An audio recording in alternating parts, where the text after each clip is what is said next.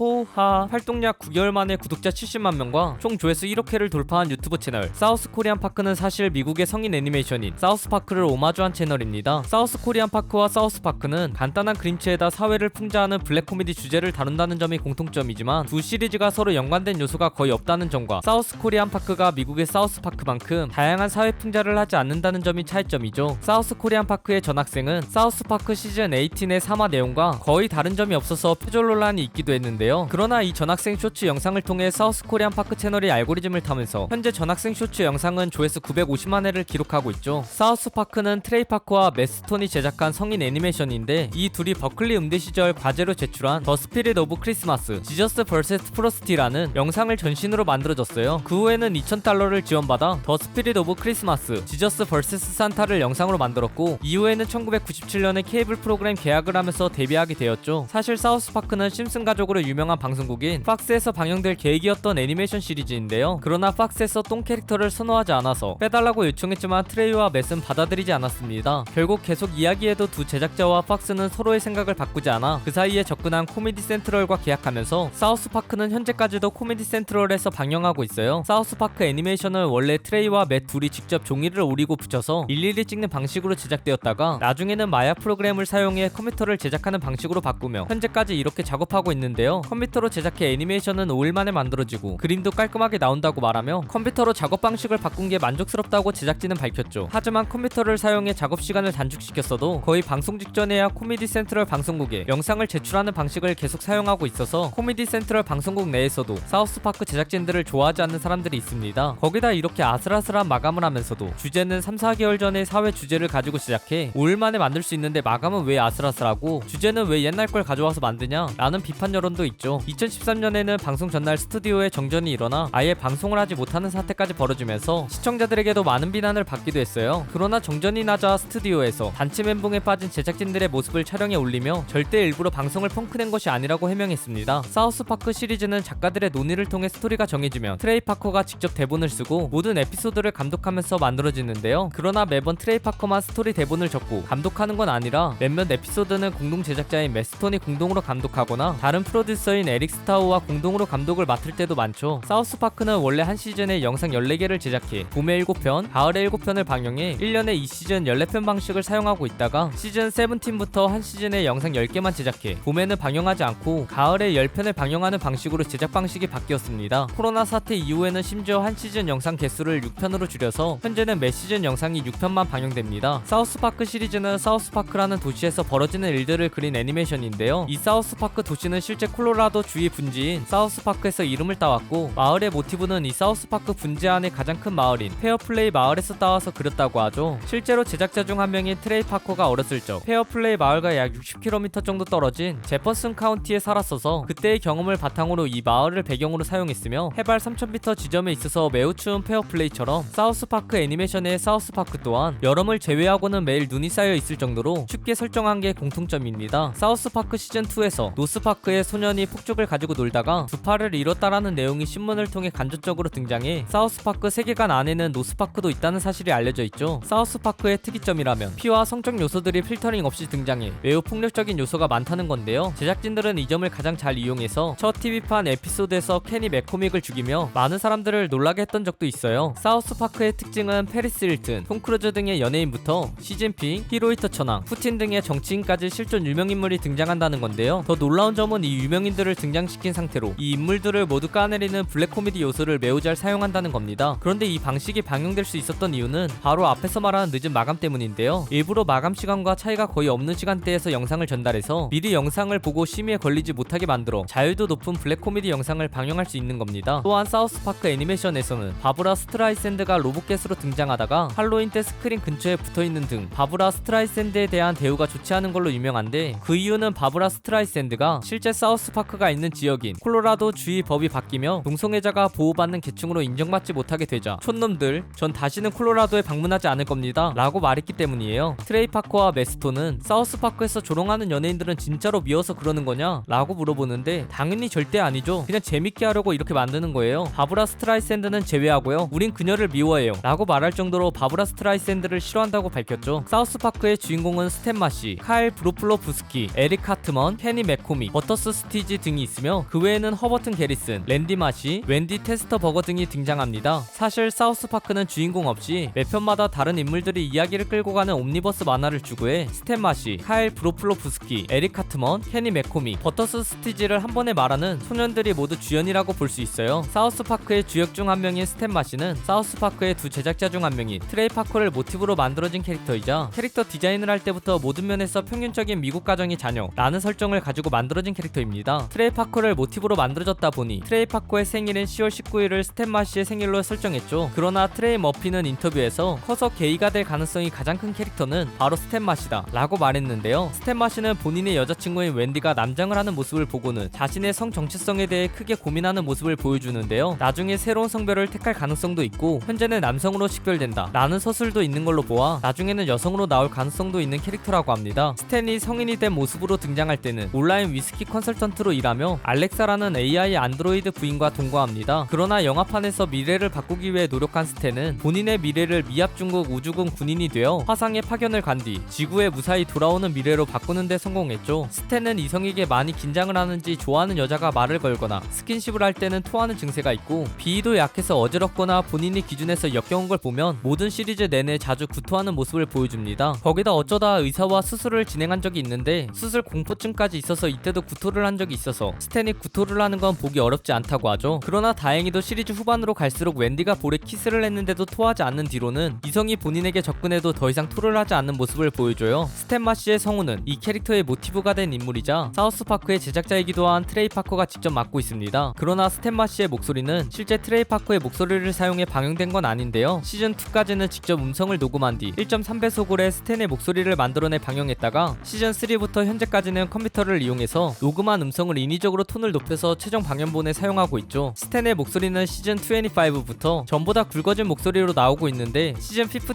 이후 10살이 된 스탠에게 변성기가 찾아온다는 설정을 넣어서 목소리를 한 번 더 변화시킨 걸로 추정되네요. 사우스파크의 다른 등장인물인 카일 브로플로프스키는 사우스파크의 제작자 중 한 명인 메스톤을 모티브로 만들어진 캐릭터입니다. 사실 카일은 스탠과 성격이 겹치는 부분이 많아서 제작진들이 회의를 거친 후 회의 결과 시즌5에서 죽여서 하차시킬 예정인 캐릭터였지만 정작 메인 스토리에서는 카일 대신 케니가 죽으며 카일은 죽는 대신 성격이 조금 바뀌게 되면서 계속 등장하게 되었죠. 카일은 모티브가 된 인물인 메스톤이 유대인이다 보니 카일 또한 유대인으로 설정해 만들어진 캐릭터이며 카일의 생일을 5월 26일로 설정해 모티브 인물인 메스톤의 생일과 똑같게 만들었습니다. 사실 카일 브로플로프스키라는 본명 중 이름인 카일은 유대인을 모욕하는 카이크라는 단어에서 따와서 이름을 지었다는 설도 있는데요. 성인 브로플로프스키는 원래 실제로 없는 성이며 몇 번 이름이 미묘하게 바뀌다가 현재 이름으로 정착하게 된 것이라고 합니다. 이렇게 유대인으로 추정되는 카일은 중간에 천주교로 바꿀 뻔하기도 하고 카드먼이 만든 극단주의의 기독교에 빠지기도 했지만 결국 유대교를 믿는 유대교 신자로 등장하는데요. 중국 더빙판에서는 카일의 종교를 아예 바꿔서 유대교 대신 불교를 믿는 불교 신자로 등장하기도 했습니다. 카일의 성우는 스탠처럼 모티브 인물인 메스폰이 맡고 있으며 메스폰은 카일뿐만 아니라 카일의 아버지인 제랄드 브로플로프스키의 목소리도 맡아 녹음하고 있죠. 그러나 카일의 목소리는 일부러 컴퓨터를 통해 1.3배 정도 키를 높여 만들어서 실제 메스톤의 걸걸한 목소리와는 다르게 사우스파크 등장인물 중 목소리를 가장 높게 만들었습니다. 제작진의 녹음 실수였는지 카트맨 Get an Anal Probe와 비비스 북 디스트로이 소사이어티 에피소드에서는 스탠 성우인 트레이 파커가 카일을 연기하기도 했으며 이 에피소드에서 스탠은 카일의 성우인 메스톤이 연기해 두 캐릭터 모두 서로 성우가 바뀐 채로 그대로 방영되기도 했어요. 사우스파크의 제작자들인 메스톤과 트레이 파커는 매우 친한데 이 둘을 모티브로 만든 캐릭터들답게 애니메이션에서도 스탠과 카일은 가장 친한 친구 사이로 등장합니다. 사우스파크의 등장인물인 에릭 카트먼은 본인이 원하는 걸 달성하기 위해 무슨 짓이라도 하는 모습을 보여줘 사우스파크의 메인 빌런으로 평가받는데요. 에릭 카트먼은 미국 드라마인 올 인 더 패밀리에서 등장하는 아치 벙커에서 모티브를 얻어 만들어진 캐릭터이며 이름은 트레이 파커의 고등학생 시절의 친구인 매트 카프맨에게서 모티브를 얻었습니다. 에릭은 뚱뚱하다고 놀리면 난 뚱땡이가 아니야 뼈가 통뼈일 뿐이라고 라고 말한다든지 아이들은 다 자신을 좋아하며 너무 좋아해서 숭배하는 수준이라고 혼자 정신승리를 하는 모습을 자주 보여줄 정도로 자기 중심적인 사고가 굉장히 강한 인물인데요. 에릭 카트먼은 모티브 캐릭터인 아치 벙커가 엄청난 차별주의자인 것처럼 작중에서 인종차별, 장애인 비하, 신성모독, 여성 혐오, 진보주의자 혐오 등 할 수 있는 차별은 모두 다 하는 모습을 보여주는데 특히나 유대인을 엄청나게 싫어해 유대인인 카일과의 관계는 최악이며 서로를 이름 대신 뚱땡이 유대인이라고 부르죠. 거기다 히틀러의 연설 영상을 보고 반해 가장 존경하는 인물은 히틀러가 되었을 정도로 차별주의가 굉장히 심한 인물입니다. 그러나 선동 능력이나 사건을 일으킬 때 사람들을 굉장히 잘 설득하는 능력을 가지고 있어 이 모습 또한 히틀러와 굉장히 닮았어요. 일본 만화인 체인소맨에서는 파워라는 캐릭터가 등장하는데 이 파워의 성격 모티브를 얻은 두 캐릭터 중 한 명이 바로 에릭 카트먼이기도 합니다. 사우스파크의 등장인물인 케니 맥코믹은 매번 주황색 후드티를 뒤집어 쓴 채로 등장하는 캐릭터인데요. 사실 케니는 트레이 파커의 학창시절 친구 중 항상 잠바를 입고 다니는 가난한 친구가 있었는데 만화를 만들 때 갑자기 그 친구가 떠올라 그런 캐릭터입니다. 그래서 성은 다르지만 이름은 그 친구의 이름을 가져와 케니로 정하게 되었다고 하죠. 항상 이 후드 때문에 목소리가 웅얼거리는 소리로 들려서 처음에는 주변 사람들과 시청자들이 케니가 무슨 말을 하는지 잘 못 알아듣는 경우가 있었지만 현재는 애니메이션의 등장인물 모두 말을 잘 알아들으며 시청자들도 공식 홈페이지에 올라오는 대본을 보게 되어 케니의 대사를 모두 알아듣게 되었어요. 사실 후드에 대사가 가려져 잘 들리지 않는다는 설정은 케니가 빈민층이라서 큰 발언권이 주어지지 않는 모습을 풍자하려고 넣은 설정이었지만 그게 그대로 캐릭터성이 되었습니다. 케니의 부모님들은 모두 갈색 머리와 붉은 머리를 가지고 있는데요. 그러나 친자식인 사실은 확실하게 확인되어서 아마도 열성 유전자를 물려받아 이 머리색을 가지게 된 것이라고 하죠. 케니의 가장 큰 능력은 몇 번이나 죽어도 다시 살아나는 불사 능력인데요. 케니는 이 능력을 이용해 사우스파크에서 무려 100번 넘게 죽었죠. 그러나 케니는 죽는 게 너무 아프고 반복되는 게 힘들어서 이 능력을 별로 좋아하지 않습니다. 케니가 이 능력을 얻게 된 이유는 케니를 임신했을 때 가난한 부모님이 공짜 맥주를 얻어 마시기 위해 쿠툴루 컬트 모임에 참석해 의식을 치렀다가 저주를 받았기 때문이에요. 그래서 엄마인 캐롤은 케니가 죽을 때마다 다시 케니를 낳아야 하며 엄마가 죽거나 임신을 하지 못하는 상태가 되지 않으면 케니는 몇 번이고 다시 태어난다고 하죠. 케니의 성우는 메스톤이 맡고 있는데 메스톤은 평소에 후드 입고 웅얼거리는 목소리만 담당하는 성우입니다. 후드를 벗은 진짜 목소리는 에릭 스타우, 마이크 저지 등 그때 상황에 쓸 수 있는 사람을 써서 매번 바뀐다고 해요. 사우스파크는 2001년 투니버스에서 1기가 방영되었지만 얼마 못 가 방송 내의 욕설 때문에 방송 중지가 되어 한국에서의 방영이 중지되었습니다. 그 후에는 넷플릭스, 티빙에서 현재 사우스파크를 볼 수 있으며 일부 사람들은 사우스파크를 영어 자막으로만 보면서 생활 영어와 은어, 비속어를 공부하는 용도로 보기도 하죠. 사우스파크에서는 북한의 6차 핵실험 이후 북한 핵무기를 이야기 주제로 선정해서 평양 시내, 미사일, 김일성과 김정일의 초상화 등을 이야기에 넣어서 등장시키기도 했어요. 사우스파크는 중국에서 남방공원이라는 이름으로 서비스되어 시즌 22까지 볼 수 있었지만 시즌 23에서 시진핑과 닮았다는 이유 하나만으로 탄압당한 곰돌이프와 뮬란과 관련된 이슈를 넣었다가 중국에서 볼 수 없게 차단당해 더 이상 중국에서 사우스파크를 보는 건 불가능합니다. 중국에서 사우스파크가 차단당한 뒤 제작진들은 공식 트위터 계정에 NBA와 마찬가지로 저희도 중국의 검열을 열렬히 환영합니다. 저희 역시 돈을 자유와 민주주의보다 더욱 사랑합니다 라면서 중국 정부의 차단을 제대로 비꼬아 주었으며 시진핑 주석은 곰돌이프와 전혀 닮지 않았습니다. 위대한 중국 공산당 만세, 올 가을 수수농사의 풍작을 기원합니다. 중국 정부 여러분 만족하시죠? 라는 내용까지 포함한 사과문을 써서 장기매매를 뜻하는 은어인 수수농사까지 사용해 중국 정부를 제대로 반어법으로 비판하기까지 했습니다. 그 후에는 랜디마시와 미키마우스가 슬김에 우한에서 박쥐와 천상갑을 겁탈해 코로나19가 전 세계로 전파되었다는 내용까지 방영시켰죠. 러시아에서는 사우스파크가 2곱하기2라는 러시아 채널에서 방영되는 중인데요. 그러나 러시아의 우크라이나 침공 이후 블라디미르 푸틴 대통령이 상의 탈의를 한 채 집무실에서 춤을 추는 장면을 삽입한다든지 작중에서 맥키 선생이 러시아의 핵공격을 대비하는 훈련을 해야겠다고 말하며 학교를 난장판으로 만드는 에피소드를 넣는 등 러시아의 우크라이나 침공을 비판하기도 했죠. 사우스파크에서 등장하는 동양인들은 모두 찢어진 눈을 한 채로 등장해 서양인들이 동양인들을 비하할 때 하는 행동이자 인종차별인 눈찢기를 표현하려고 했다는 시선도 있지만 사우스파크 자체가 워낙 많은 인종과 국가를 비판하는 내용을 영상에 포함시키는